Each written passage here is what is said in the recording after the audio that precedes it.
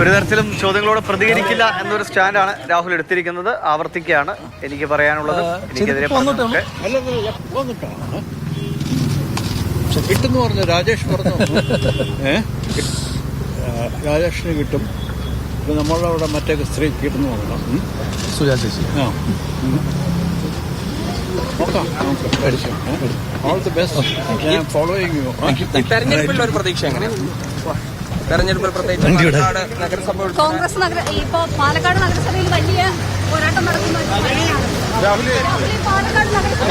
ഇത് കൊടുത്തോ രാഹുൽ പാർട്ടി നടപടി എങ്ങനെയാണ് രാഹുൽ കാണുന്നത്? ഇനി എന്നാണ് ഓഫീസിലേക്ക് പോകണം? ഇനി ഇവിടെ ഉണ്ട്, പാലക്കാടുണ്ട്. രാഹുലേ, ഈ തെരഞ്ഞെടുപ്പിലെ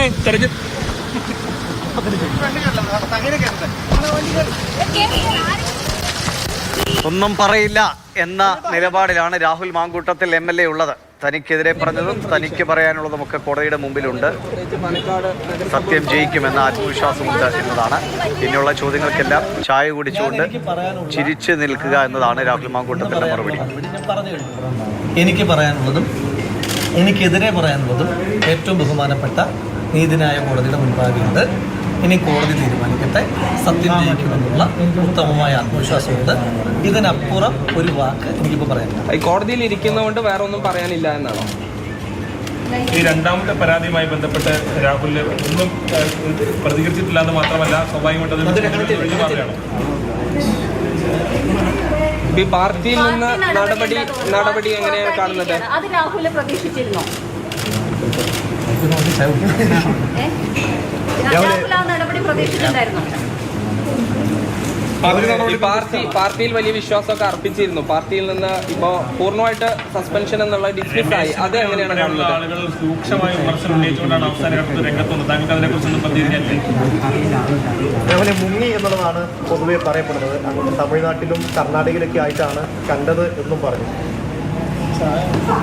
രാഹുൽ ഒടുവിലായിരുന്നു എന്നാണ് പറയുന്നത്.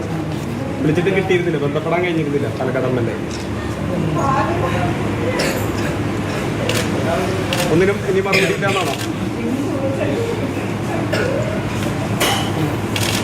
ഇനി മാധ്യമങ്ങളോട് പ്രതികരണം ഇല്ല എന്നുള്ളതാണ്. അതായത് കേസ് തീരുന്നവരെ പ്രതികരണം ഇല്ല എന്നാണ് ഈ വിഷയത്തിൽ. പാലക്കാട് തുടരും, എന്താ നീക്കം?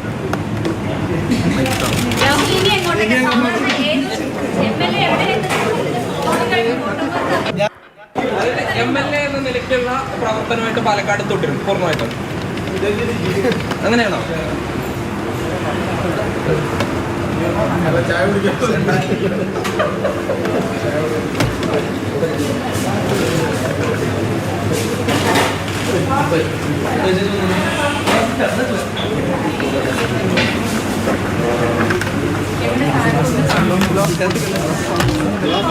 ഞാൻ എനിക്ക് പറയാനുള്ള ആകെയുള്ള മറുപടി എന്ന് പറയാനുള്ള മറുപടി ഞാൻ പറഞ്ഞു കഴിഞ്ഞു. എനിക്ക് ഗൂഗിൾ വിവരങ്ങളുമായിട്ടുണ്ട്. ഗൂഗിൾ ഒറ്റ ഉത്തരം, അതിനപ്പുറത്തേക്ക് ഒന്നിനും മിണ്ടില്ല എന്നതാണ് MLA സ്റ്റാൻഡ്. ഉത്തമമായ ആത്മവിശ്വാസമുണ്ട്. ഇതിനപ്പുറം തീർച്ചയായും മറ്റു പല ചോദ്യങ്ങളും ഉണ്ടായിരുന്നു. അദ്ദേഹം ഒന്നിനും മറുപടി പറഞ്ഞില്ല. ഇത്രയും ദിവസം എവിടെയായിരുന്നു, പാലക്കാട് MLA ആർക്കും ബന്ധപ്പെടാൻ കഴിഞ്ഞില്ലല്ലോ തുടങ്ങിയ വിവിധ ചോദ്യങ്ങളുണ്ടായിരുന്നു. അതിനൊന്നും തന്നെ അദ്ദേഹം മറുപടി പറഞ്ഞില്ല. ഇപ്പോൾ അദ്ദേഹം MLA ഓഫീസിലേക്ക് പോവുകയാണ്. അദ്ദേഹം പറയുന്നത് ഇനി പാലക്കാട് ഉണ്ടാകും താൻ എന്ന ഉള്ളൊരു പ്രതികരണം മാത്രമാണ് അദ്ദേഹത്തിന്റെ ഭാഗത്തുനിന്ന് പിന്നീട് കൂടുതലായി ഉണ്ടായത്. അതിനപ്പുറത്തേക്ക് മറ്റ് വിഷയത്തിലൊന്നും തന്നെ ഈ ആരോപണത്തെക്കുറിച്ചോ കേസിനെ കുറിച്ചോ പാർട്ടിയുടെ നടപടിയെക്കുറിച്ചോ ഒന്നും ഒരു തരത്തിലുള്ള പ്രതികരണത്തിനും രാഹുൽ തയ്യാറായിരുന്നില്ല. ആകപ്പാടെ ആ ചോദ്യങ്ങളൊക്കെ ചോദിച്ചപ്പോൾ അദ്ദേഹം ചായ കുടിച്ചിരിക്കുകയായിരുന്നു. അതിനപ്പുറത്തേക്ക് മറ്റേതെങ്കിലും തരത്തിലുള്ള ഒരു പ്രതികരണമോ ഒന്നും അദ്ദേഹത്തിന്റെ ഭാഗത്തു നിന്നും ഉണ്ടായില്ല എന്നുള്ളതാണ് നമുക്ക് കഴിഞ്ഞത്. ഇപ്പോൾ അദ്ദേഹം MLA ഓഫീസിലേക്ക് പോവുകയാണ്. അവിടെ എത്തി അദ്ദേഹം സ്വാഭാവികമായി ഇനിയൊരു പ്രതികരണത്തിന് സാധ്യത കുറവാണ്. കാരണം അദ്ദേഹം ഇന്ന് പറയാനുള്ളതെല്ലാം പറഞ്ഞു കഴിഞ്ഞു എന്നുള്ളതാണ് അദ്ദേഹം പറഞ്ഞത്. അതിനപ്പുറത്തേക്ക് മറ്റു പ്രതികരണങ്ങളൊന്നും അദ്ദേഹം തയ്യാറായില്ല. ഏതായാലും എന്തായാലും രാഹുൽ ഇനിയും പ്രതികരിക്കുമോ എന്നുള്ളതാണ് കൂടുതൽ കാര്യങ്ങൾ. ഒരുപക്ഷെ അദ്ദേഹം ഇന്ന് ഏതെങ്കിലും തരത്തിൽ പറയാനുള്ള സാധ്യതയില്ല എങ്കിൽ കൂടി നമ്മൾ വീണ്ടും ശ്രമിക്കുന്നുണ്ട്. ഇപ്പോൾ അദ്ദേഹം MLA ഓഫീസിലേക്ക് പോവുകയാണ്. അവിടേക്ക് 13 ദിവസത്തിന് ശേഷമാണ് അദ്ദേഹം അങ്ങോട്ട് പോകുന്നത്. കാരണം ഈ കഴിഞ്ഞ ദിവസങ്ങളിലൊന്നും തന്നെ അദ്ദേഹം അവിടെ ഉണ്ടായിരുന്നില്ല, അല്ലെങ്കിൽ എത്തിയിരുന്നില്ല. പാലക്കാട് MLA ഒളിവിലായിരുന്നു, അല്ലെങ്കിൽ നമ്മുടെ മുന്നിൽ പ്രത്യക്ഷപ്പെട്ടിരുന്നില്ല. നമ്മൾ അതിനെക്കുറിച്ചൊക്കെ ചോദിക്കുമ്പോൾ അദ്ദേഹം അതിനൊന്നും തന്നെ ഒരു മറുപടി നൽകിയിട്ടില്ല. നിരവധി ചോദ്യങ്ങൾ നമ്മുടെ ഭാഗത്തു നിന്നുണ്ടായി, പക്ഷെ ആ ചോദ്യങ്ങൾക്കൊന്നും തന്നെ ഒരു മറുപടി MLAയുടെ ഭാഗത്തുനിന്നും ഉണ്ടായില്ല.